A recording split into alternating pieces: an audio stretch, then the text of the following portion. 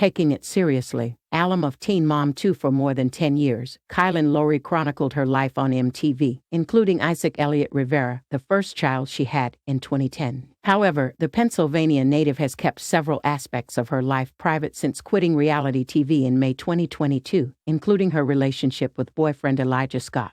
However, who is Elijah? To learn what we know about Kyle's partner, continue reading. While marketing a vitamin firm on social media, Kyle announced that she had a new boyfriend in her life after concealing his identity for months. My partner and I often email photos of the open vitamins we take in the morning. In April 2022, Kailyn said, he will give me a picture of his and I will send a picture of mine. In a June 2022 episode of the Barely Famous podcast, the host invited her partner as a guest and they discussed how they met.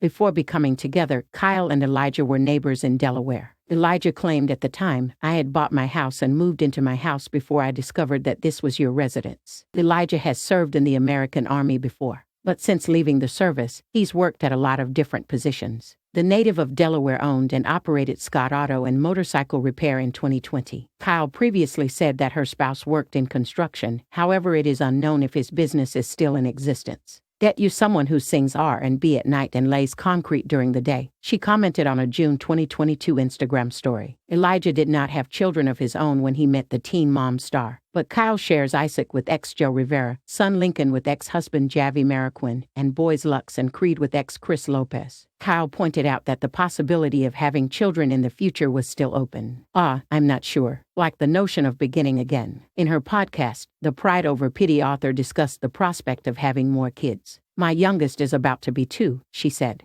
But because my lover doesn't have any children of his own, anything may happen. Rio was born to Kyle and Elijah in November 2022, increasing the family. However, Kailyn remained silent regarding the pregnancy for a while. In October 2023, she finally spoke about the incident, calling it traumatic.